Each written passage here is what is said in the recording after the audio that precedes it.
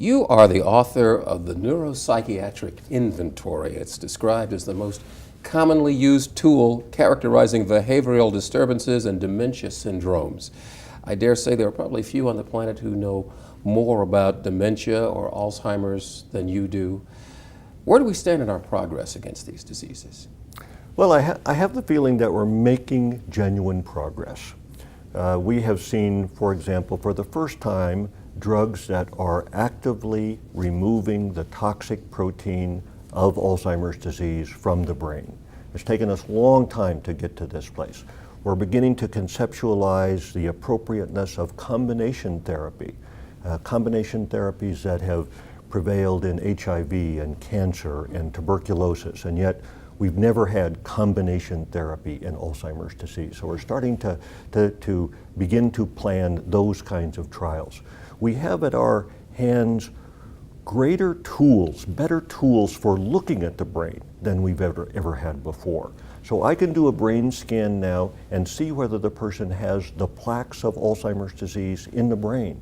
And then I can give them a drug and I can see whether the plaques are reduced. We've never had a tool like that before. Now we have a very similar tool for neurofibrillary tangles, which is the other major pathology of Alzheimer's disease. Well, that falls very nicely into my next question, because last year you were the subject of an article called Your Brain in 10 Years, where you outlined the future in the pursuit of brain health, and it was quite hopeful. One of the keys to that future was repurposed drugs. What does that mean? A repurposed drug is a drug that has been approved for some non-Alzheimer use, but has some chemical properties that we think will make it very useful in Alzheimer's disease. We're currently doing 2 of these drugs. So we've just completed testing a drug called bexarotene, which was approved for cancer, but it had properties, it stimulated cells in a way that we thought would be very, very useful for Alzheimer's disease. We've completed the studies, but I don't have the analyses complete yet, okay. So I cannot tell you the answer today, but it's a great example of a repurposed compound.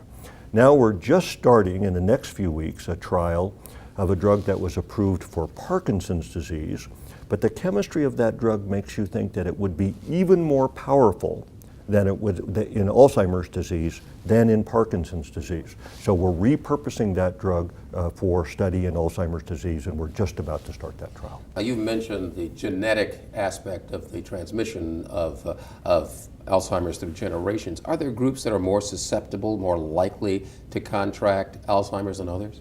Yes, so there are definite risk profiles. The most powerful are age.